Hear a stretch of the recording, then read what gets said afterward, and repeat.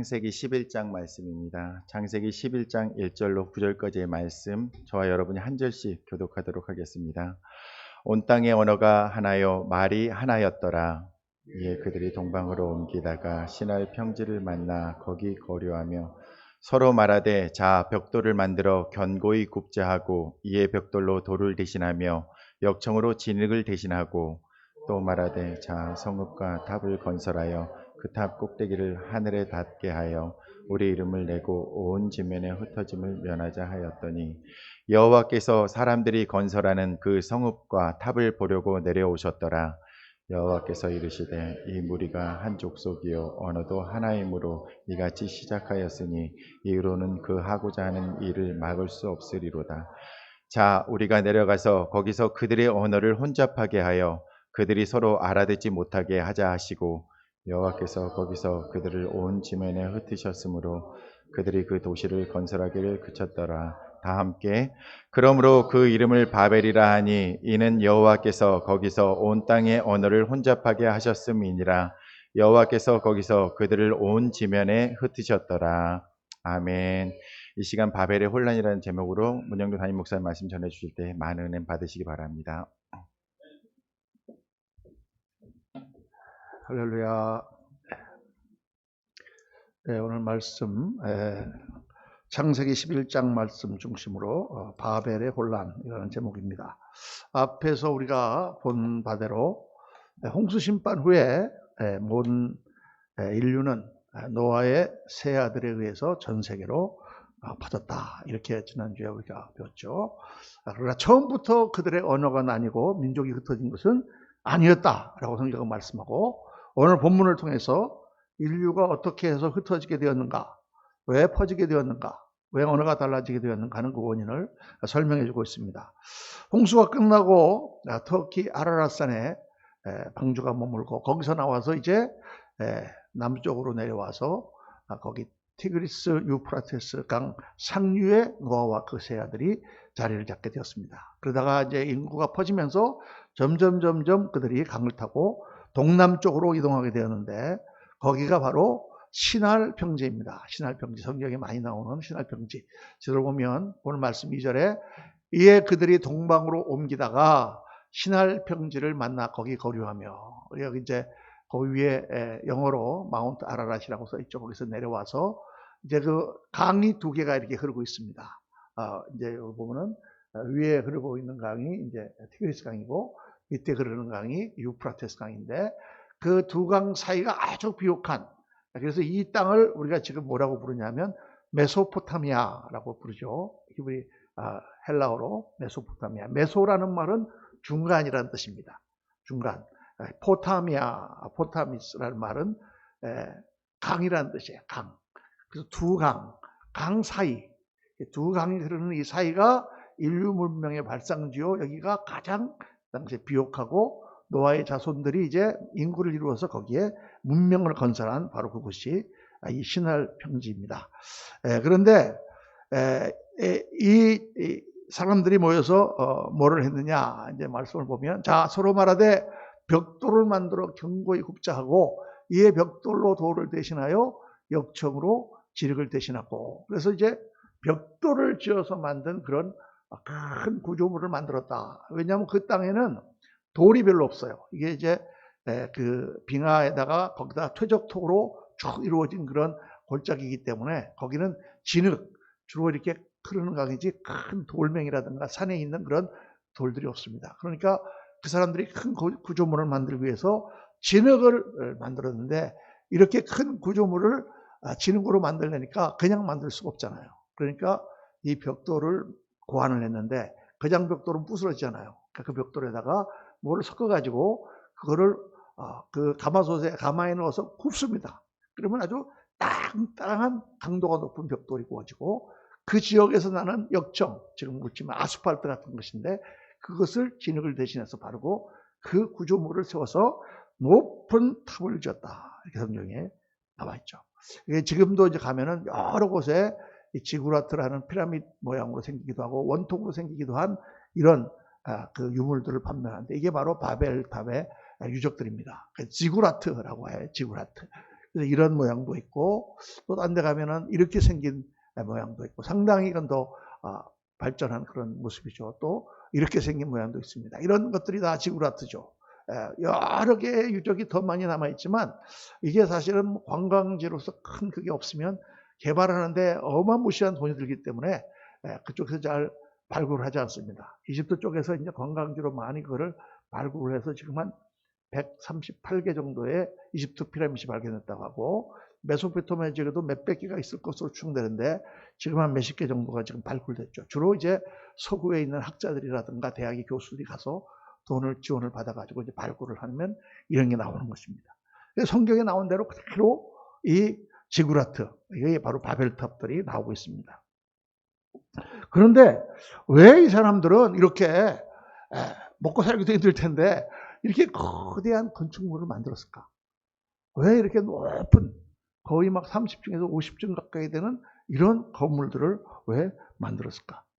그게 오늘 말씀에 나오는 굉장히 중요한 이유예요. 인간들이 처음에는 노아와 그 세 아들의 가르침을 따르며 하나님을 믿는 신앙 가운데 살겠죠. 그러나 시간이 지나고 세대가 바뀌면서 그들은 하나님을 잊어버렸습니다. 하나님에 대한 신앙은 희미해지고 그리고 그들에게 기억이 남는 것은 바로 그 끔찍했던 홍수의 심판에 대한 이야기였다고 말이에요. 홍수. 자, 그런 홍수가 또 난다면 어떻게 그 홍수를 피할 수 있을 것인가? 그래서 첫 번째 이유예요. 그래서 이 사람들이 생각하기에 거긴 다 평지 아닙니까? 홍수가 나면 다 쓸려 내려가게 돼 있잖아요. 그러면 얼마만큼 홍수가 와도 피할 수 있는 높은 집을 만들자. 높은 탑을 만들자. 그래서 생각한 것이 높은 구조물을 만드는 거예요. 아무리 홍수가 나도 그보다 더 높은 탑을 쌓으면 피할 수 있다. 그래서 이 거대한 건물과 높은 탑이라고 하는 것은 바로 인간의 힘을 상징하는 거예요. 인간의 기술을 상징하는 것입니다. 또 하나, 이 사람들이 생각한 것은 이렇게 높은 탑을 쌓으면 하늘에 도달할 수 있다고 믿었다는 거죠. 하늘에 도달할 수 있다. 그래서 이 오늘 말씀 보면은 자, 성읍과 탑을 건설하여 그 탑 꼭대기를 하늘에 닿게 하여 우리 이름을 내고 온 지면에 흩어짐을 나가자. 이게 중심이 돼서, 이게 영어로 모니먼트라고 그러죠. 기념물. 중심이 돼서 이거를 중심으로 해서 높이 쌓아서 하늘에 닿게 하고 여기에서 다 이걸 중심으로 우리가 모여가지고 우리 이름을 내자. 우리가 이렇게 강한 나라다, 이렇게 힘 있는 나라다라는 것을 대개 이제 큰 구조물을 짓는 이유가 바로 이겁니다. 그걸 통해서 미국도 가면 중앙에 탑이 있죠. 모뉴멘트. 그게 하나의 나라의 상징이고 힘의 상징이죠. 우리가 이렇게 큰 건물을 지었다. 그러면서 이거를 이 성을 지었는데 이거를 이제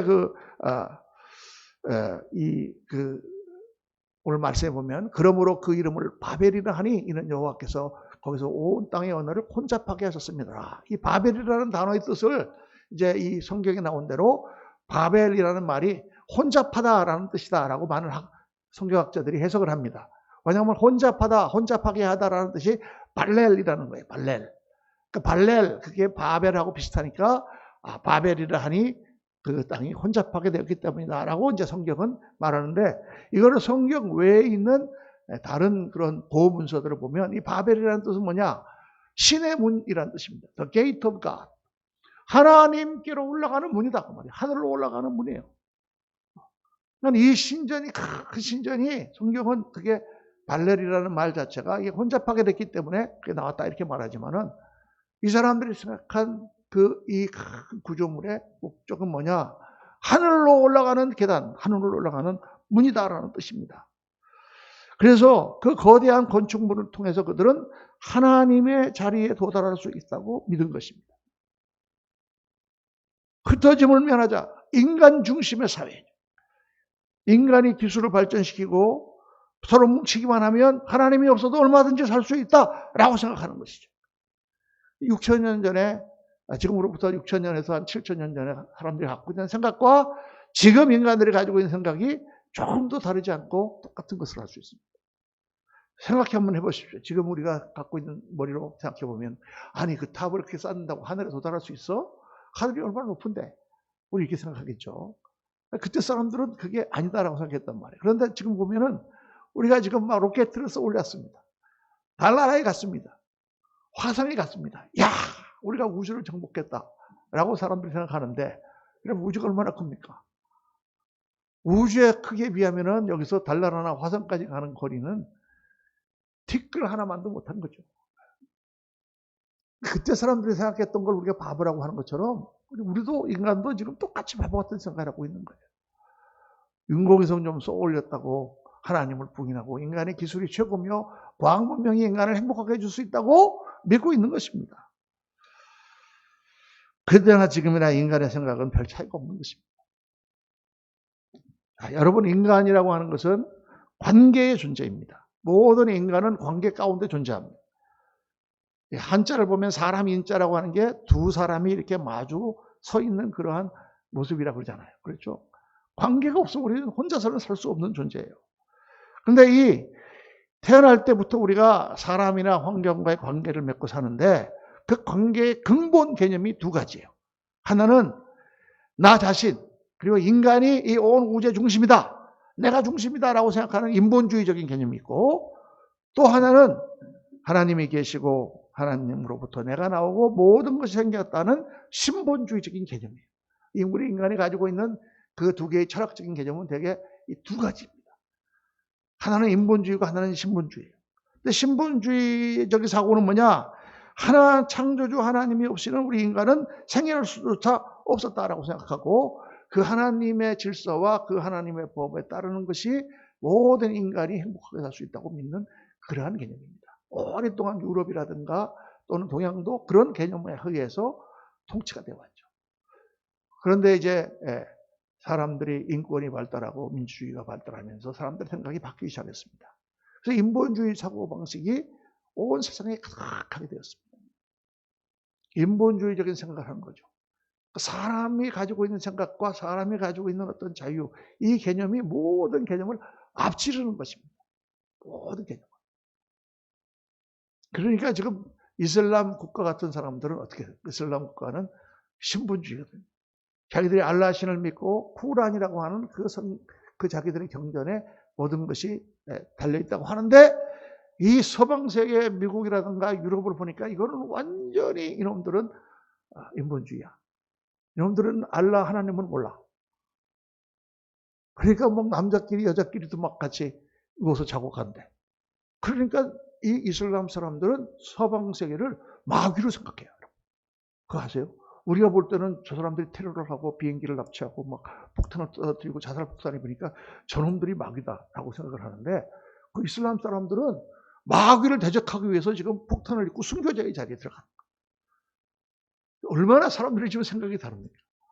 그러니까 이 서구 세계가 얼마나 신본주의에서 무너져서 인본주의로 갔는지를 우리가 볼 수가 있는 거죠. 이 신할 병제에 모인 인간들이 가지고 있는 이 문명, 이 인본주의 문명이다 그 말이에요. 그들은 하나님을 대적하고 인간 중심의 나라를 세우겠다는 거예요. 그래서 하나님이 그들을 흩으신 것입니다. 여러분, 그렇게 인간들이 만든 인본주의적인 나라는 창조 목적에 거스르는 나라이기 때문에 결국은 멸망할 수밖에 없고 심판받을 수밖에 없는 나라가 되는 거예요. 우리가 지금 하나님이 없이 이 사람들이 뭐 과학기술 문명이 발달하고 제도를 잘 만들면 우리 인간이 잘 살 수 있다라고 지금 생각하지만, 이 모든 인간의 문명은 결국 멸망으로 갈 수밖에 없는 것입니다. 여러분, 하나가 된다고 해서 반드시 좋은 게 아니에요. 일반적으로 하나가 되는 게 좋은 거죠. 하나로 뭉치면 살고 흩어지면 죽는 거죠. 그런데 하나가 돼서는 안 되는 것이 있어요. 죄로 뭉친 것들은 흩어져야 돼요. 우리나라 옛날에 군대에 하나회라는 사조직이 있었습니다. 하나가 되자 그래서 하나회야. 그런 군대가 전체가 하나가 돼야지 국가를 위해서 자기들만을 위한 사조직으로 하나회가 되면 그거는 국가에 반역을 일으키거나 아니면 큰 해악이 되는 집단이 될 수 있다고 말했어요. 그리고 우리 해체가 돼야 되는 거예요. 흩어져야 되는 거예요. 깡패들, 여러분, 이 땅에서 우리가 살아온 동안에 가장 의리가 좋고 조직적으로 완벽한 집단이 뭔지 아십니까? 조직폭력배예요. 조직폭력배처럼 의리가 좋은 집단이 없습니다. 그러나 죄악으로 뭉쳐있기 때문에 그런 조직들은 흩어져야 된다. 사람이 뭉치고 하나 되는 것은 아주 좋은 거지만, 그것이 하나님의 뜻에 어긋나게 뭉쳐져 있다면 그것은 깨어져야 되는 것입니다. 그래서 하나님께서 언어가 혼잡 되도록 내버려 두셨고 서로의 마음이 통하지 않게 되자 그들은 흩어졌다는 것입니다. 그 이후로 인간 사회의 근본 문제는 뭐예요? 인간의 문제가 뭐예요? 마음과 마음이 통하지 않고 하나가 되지 못하는 것이 문제입니다. 사람은 서로 마음만 통하면 행복합니다. 마음이 맞으면 어디를 가도 무엇을 해도 즐겁습니다.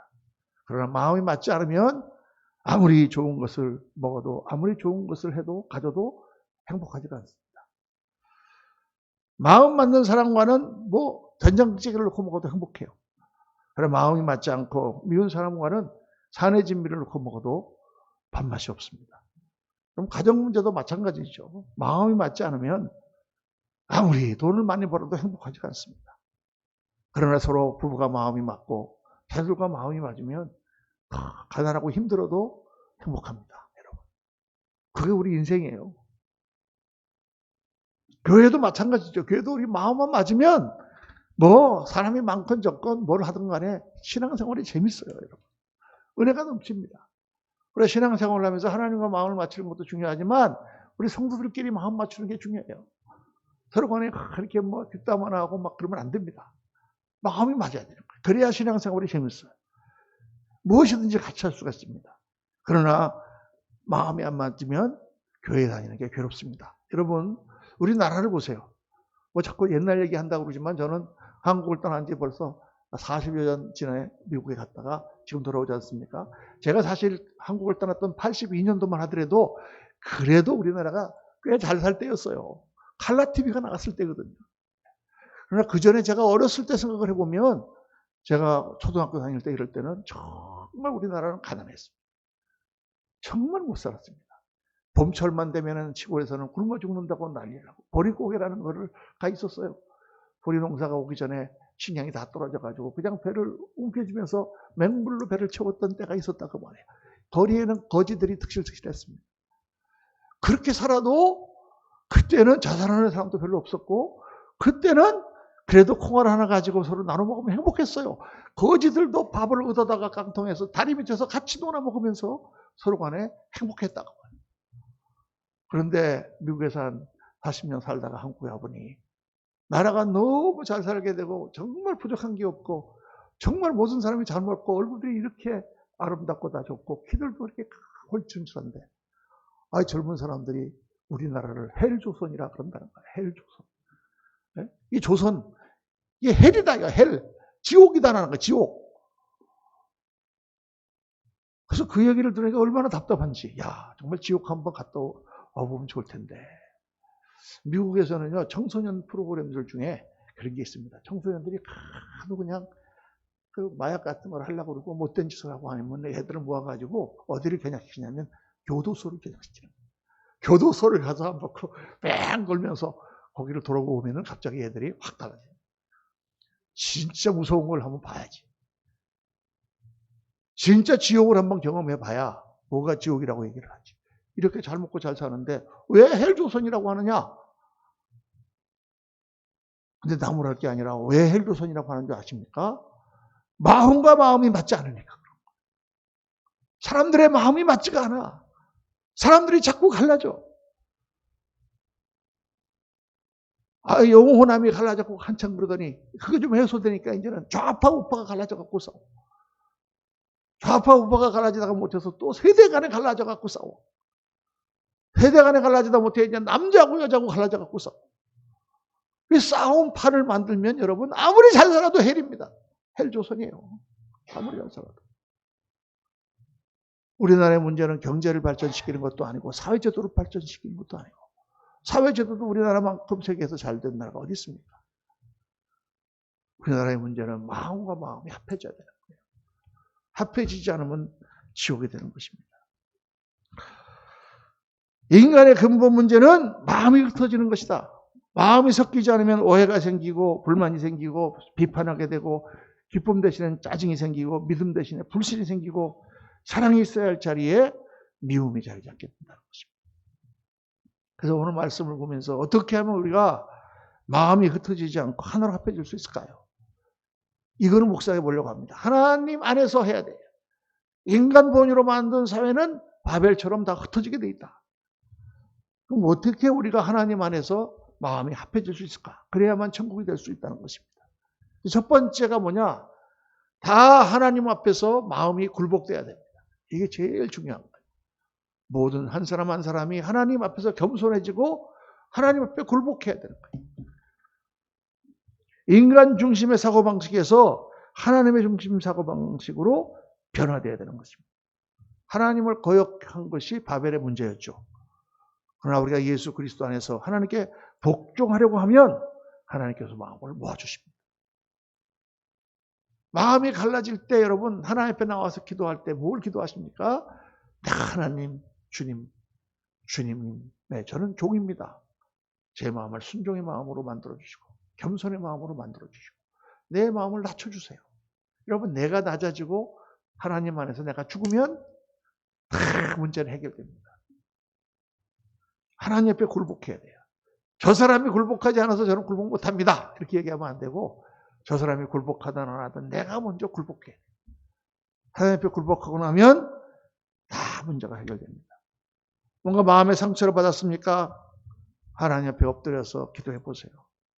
그 미움과 상했던 마음을 다 내놓고 엎드리면 성령님의 음성이 들립니다. 그리고 위로하심이 임합니다. 성령이 임하고 나면 내 마음 가운데 다시 평강과 감사와 찬송이 넘치게 됩니다. 하나님을 거스르는 마음을 풀지 못하면 평강은 있을 수가 없어요. 여러분. 바벨의 사건으로 생긴 인간의 문제는 뭐냐? 궁극적으로 하나님을 거역하는 것인데 이게 어디서 해결됐느냐? 예수 그리스도의 십자가로 말미암아 해결됐다는 것입니다. 왜? 우리가 다시 하나님께 돌아갈 수 있게 되었기 때문에. 그래서 말씀 보면은 에베소 2장 14절 우리 다 같이 한번 읽어보겠습니다. 그는 우리의 화평이신지라 둘로 하나를 만드사 원수된 것 곧 중간에 맡긴 담을 자기 육체로 하시고 예수님께서 하나님과 우리가 원수되었던 것을 화목케 하셨어요. 인간과 인간이 원수되었던 것을 화목케 하셨는데 그거를 그 담을 뭘로 하셨느냐? 자기 육체로 하셨습니다.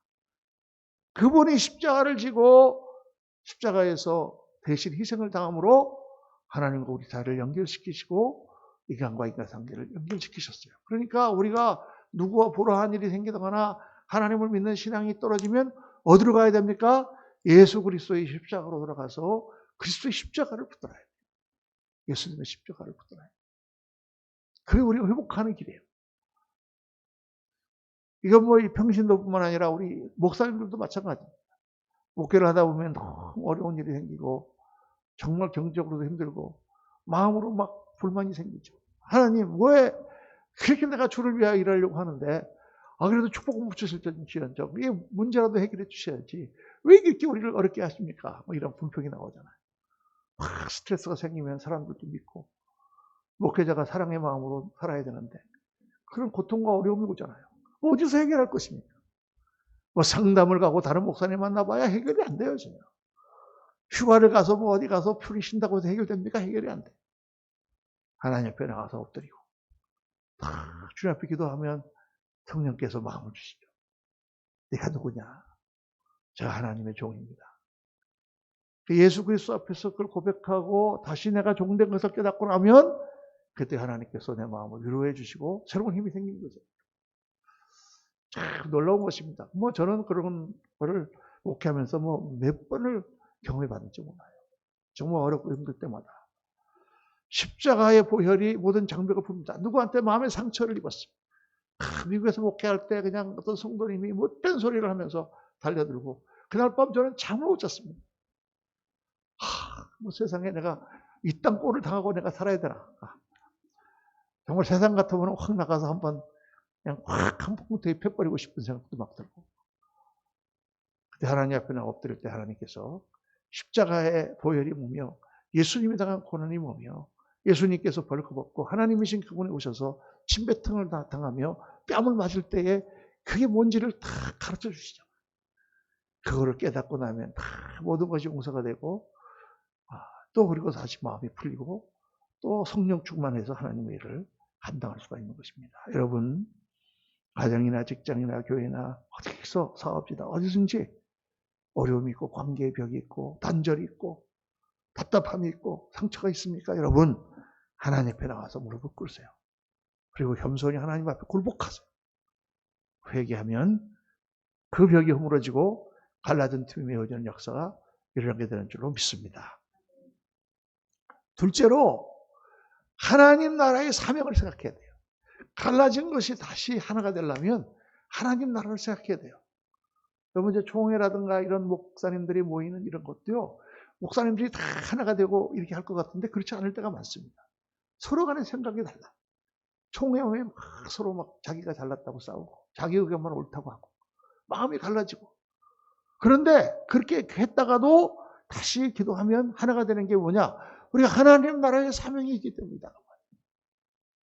서로 간에 군인들끼리 서로 마음이 좀 맞지 않고 자기가 좀 꼴보기 싫은 사람이 있어도 전쟁터에 나가면 같이 싸워야 되는 거예요. 그렇죠? 사명을 생각하면서 우리가 봉사하고 사명을 생각하면서 우리가 헌신하고 사명을 생각하면서 일해야 돼요. 돈을 벌어도 하나님 나라라고 하는 사명을 생각하면서 벌어야 돼요. 그냥 인간 정치 중심으로 살려고 버는 것은 우리를 행복하게 하지 못합니다. 그런 재물들이 우리를 더 불행하게 하고 우리를 더 망치는 역할을 합니다.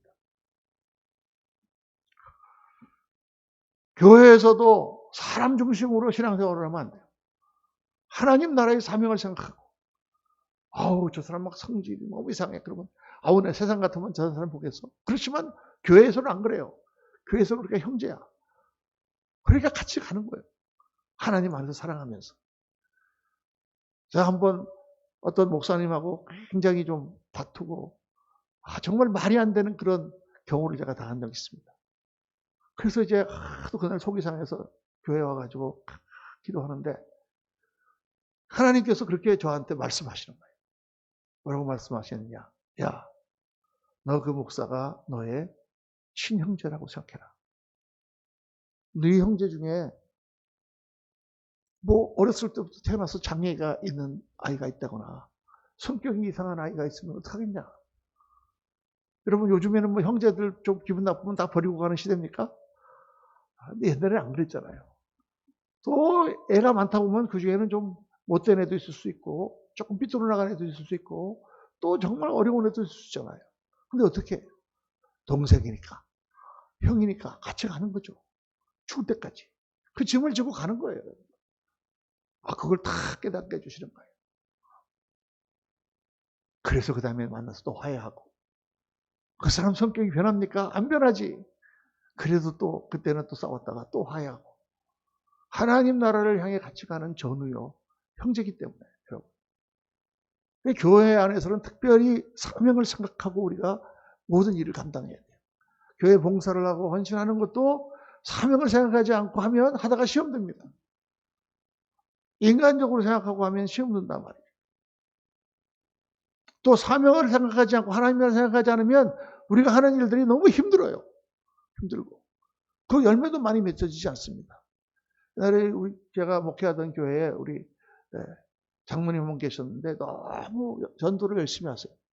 그때 봉제 공장에 이제 아주 기술자인데 이분이 이제 전도를 하려고 새로 들어오는 사람을 다 도와줍니다. 기술도 가르쳐 주고 그 사람 또 밤일 있으면 밤일도 같이 해주고 어젯밤에 제가 새벽 3시까지 일했습니다. 그 사람 도와주려고. 왜 그러냐 했더니 그 사람 교회 데리고 오려고.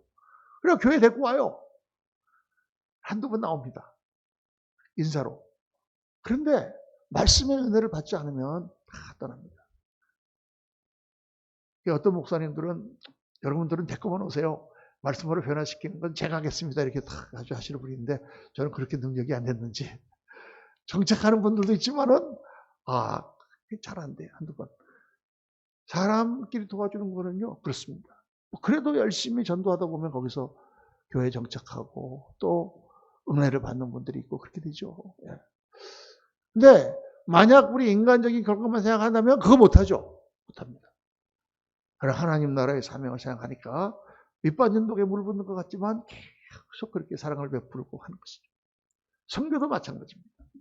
하나님 나라의 사명을 생각하고 하는 거예요. 우리가 어떤 거를 하나를 투자했는데 거기서 어떤 결과가 나오는가 이거 보면 절대 못합니다. 그래서 하나님 나라라고 하는 같은 꿈, 같은 목표 안에서만 하나가 될 수 있다. 우리가 왜 모였습니까? 잘 먹고 잘 살려고 모였습니까? 우리 이름을 내려고 모였습니까? 그러면 바벨탑이 되는 거다. 우리는 예수님의 꿈을 이루려고, 예수님이 꿈꾸시는 위대한 하나님 나라, 그 꿈을 꾸는 공동체고, 이 땅에서 부족하지만 우리가 열심히 같이 사랑하며 말씀 가운데 살다가 영원한 나라에서, 천국에서 같이 영원히 사는 공동체, 그게 우리의 목표이기 때문에 그 사명을 잊어버리면 안 됩니다. 서로 마음을 상하는 일이 있고, 그렇더라도 기도하는 가운데 하나님 나라를 생각하고 용서하고 용납하는 공동체가 되어야 된다. 세 번째, 성령 안에서 대화가 회복돼야 된다. 마음이 합해지지 않는 중요한 이유가 뭐냐? 서로 간에 생각이 잘 교환되지 않기 때문입니다. 이해가 되지 않는 거죠. 의사소통이 제대로 되지 않는 거예요. 이게 무슨 영어를 하고 한국말을 하고 이래서 의사소통이 되는 게 않는 게 아니라, 같은 한국말을 해도 성령님이 함께 하시지 않으면 그 말이 다르게 들린다니까요. 나는 이 뜻으로 얘기했는데, 누구를 만나갖고 요즘 사업 좀 잘 되세요? 하고 딱 물어봤는데 그 사람은 어떻게 듣느냐? 저놈이 내가 사업 요새 안 되는 걸 알고 비꼬려고 하려나? 이렇게 듣는다 그 말이에요. 이게 마음이 통하면은 어떤 말을 해도 좋게 듣는데, 마음이 삐뚤어지면 똑같은 말을 해도 반대로 듣습니다. 그러니까 대화가 간절되는 가장 중요한 이유는 마음이 교통되지 않기 때문입니다. 그래서 예수님이 오셨을 때 하늘의 성천을 하시고 나서 뭐가 우리 가운데 임했느냐? 성령이 임한 거예요. 성령이 임했을 때 여러분 어떤 역사가 일어났습니까? 다 소의 혀처럼 불같이 성령이 임하고 나서 그들이 다 다른 방언으로 말하기 시작하더라, 이렇게 돼 있어 성경에. 우리가 방언 그러면은 그냥 하나님 앞에 랄랄라 하고 기도하는 그것만 방언이라고 생각하는데, 처음 오순절날 임했던 방언의 가장 중요한 역할은 그들이 성령 안에서 말하는 것이 다 사람들에게 그 뜻이 알려졌다는 거예요. 근데 어떤 사람들입니까? 저기 본도, 갑바도기아, 구레네, 구브로 다 다른 지방에서 다른 말을 쓰는 사람들이 거기 모였는데, 그들이 그 방언을 들으면서 하나님의 음성으로 다 복음을 말하는 것을 들었다는 것입니다. 이게 뭘 말하는 거예요? 성령 안에서 인간이 가지고 있는 언어의 장벽을 넘어서서 의사소통이 이루어졌다는 거예요. 그래서 이 성경 전체를 보면 이렇게 생각하는 것입니다. 바벨탑에서 인간 중심으로 생김으로 말미암아 다 갈라졌던 인간들의 마음은 예수 그리스도 안에서 성령의 충만을 받음으로 다 다시 합쳐지게 되는 것이다. 이게 하나님 나라의 큰 역사라는 거예요. 바벨로 인해서 흩어졌던 인간의 마음은 성령 안에서 다시 하나가 된다. 그래서 성령으로 충만하면 여러분 마음과 마음이 다 통합니다. 말하지 않아도 다 압니다. 서로의 생각을 알고 서로의 마음을 알고, 왜 저 사람이 이렇게 오늘 얼굴이 이렇게 굳어 있는가? 다 그게 느껴져요. 성령 안에서. 성령 충만이 떨어지면 의사소통이 되지 않습니다. 말을 해도 그것을 이상하게 받습니다. 성령 충만이 떨어진 거죠. 근데 성령이 충만하면 조금 무슨 말을 심하게 해도 그 말이 그렇게 거스리게 들려지지 않습니다. 참 이게 너무 신기한 거죠. 오늘 우리가 말씀을 묵상하면서 사람과 사람 사이에 일어나는 문제의 원인이 뭔가? 바벨의 사건, 그것은 근본적으로 인간이 하나님을 거역함으로 생기는 그러한 흩어짐의 사건이었고, 그로 말미암아 사람과 사람의 마음이 나뉘는 사건이었다. 오늘 우리가 사람과 사람의 마음이 합해지는 나라를 만들어야 되는 중요한 사명이 우리에게는 있습니다. 가정적으로 여러분 마음이 합해져야 됩니다. 어떻게 합해져야 됩니다? 내가 먼저 성령으로 충만해야 됩니다. 기도하고 하나님의 마음으로 내 마음에 채워지면 상대방이 다 용납이 돼요. 할렐루야. 믿음이 다르더라도 다 용납이 돼요. 나는 교회 열심히 나오는데 저 사람은 좀 안 나오고, 나는 열심히 신앙생활을 하는데 저 사람 아직 못 따라오고, 상관없어요. 우리가 성령으로 사랑이 충만해지면 애들이 막 못된 짓을 해도 다 괜찮습니다. 전부 다 받아들여져요. 사랑으로 받으니까. 얘 옆에서 그거를 부모는 저걸 보고 있는 거를 꼴을 보면 우리는 막 화가 나죠. 애가 저러는데 왜 저걸 가만 냅버려도. 왜? 우리는 그만큼 사랑의 마음이 없거든. 그 애를 판단하고 저걸 갖다 후드려 좀 잡아야 될 텐데 이렇게 생각한다고. 그러나 부모는 사랑의 마음이 있으니까 그 애를 보고 너그럽게 다 받는 것입니다. 더 이뻐. 참 희한하죠. 그러니까 내가 하나님 앞에 성령으로 충만한 게 얼마나 중요한가.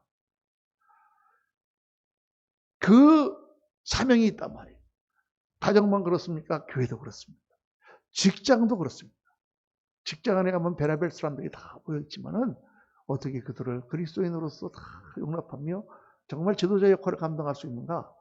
성령 충만으로 사랑의 마음으로 채워야 돼요. 이 나라가 어떻게 하면 하나가 될 수 있는가? 그리스도인들이 성령으로 충만해야 돼요.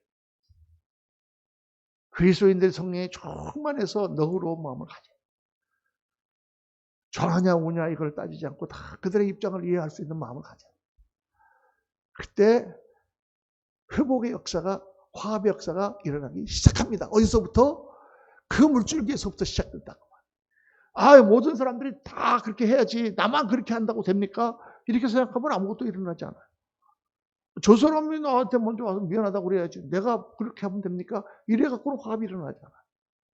그러나 내가 먼저 성령으로 충만하고 내가 그리스도 안에서 복종하는 마음을 가지고 내가 하나님 나라의 사명을 생각하고 그렇게 먼저 내 마음을 풀면 그 사람도 돌아오게 돼 있고 사람들이 다 마음이 돌아오게 돼 있습니다. 이거를 깨달아야 돼. 그래서 누구의 역할이 중요하냐? 교회의 역할이 중요하다는 겁니다. 하나님이 세우시고 교회를 바라보는 이유가 교회가 바로 희망이기 때문입니다. 우리 대한민국의 희망은 교회입니다. 교회 때문에 하나님의 복 주셨고 나라가 섰고 그 무너졌던 나라가 이렇게 강건하게 되었고 교회가 오늘 해야 될 중요한 사명은 무너졌고 흩어진 마음들을 하나로 묶고 하나님 안에서 사랑과 정말 서로 화목하는 것으로 하나로 만드는 사명을 우리가 가진 것입니다. 사랑하는 성도님들, 오늘 이 말씀을 잘 묵상하면서 인본주의 사회로 가려고 하는 이 세상 가운데 하나님을 믿고 그분의 성령 안에서 하나가 되고 그분의 십자가 안에서 우리가 그 십자가를 지고 희생의 역할을 감당하며 하나님 나라를 세워가는 온전한 교회 성도가 되게 하옵소서. 저와 여러분의 기도가 되시기를 예수님 이름으로 축원합니다. 기도하겠습니다. 아버지 하나님, 저희들 오늘 바벨의 사건을 보면서 인간의 흩어짐의 원인이 무엇인지를 보았습니다. 왜 서로 싸우고 반목하며 미워하며 살아가야만 하는가? 그것은 하나님을 제대로 섬기지 않으며 정말 그 마음이 죄 가운데 자기중심적으로 갈라져 있기 때문인 것을 저희들 보았습니다. 인본주의 사회가 아무리 발달하고 풍성해진다고 한들 그 안에는 행복이 없고 저주와 미움과 탄식밖에 없음을 저희들 보았습니다. 그러나 저희가 성령 안에서 예수 그리스도의 십자가를 지고 그 무너진 벽을 허물고 그 무너진 사이를 막는 그러한 다리의 역할을 감당해 나갈 때 하나님 나라가 회복되고 아버지 하나님 영광이 나타나며 아버지 하나님 영원한 천국의 사명을 우리가 감당하게 되는 줄로 믿습니다. 우리가 그런 그리스도인이 되게 도와주시고 우리 대한민국의 교회가 그런 교회가 될 수 있도록 도와주시고 정말 하나님 나라를 온전히 세워가는 그런 역사적으로 중요한 그러한 믿음의 공동체가 되도록 하나님 축복하여 주옵소서. 믿사옵고 감사하오며 우리 구주 예수 그리스도 이름으로 기도하옵나이다. 아멘.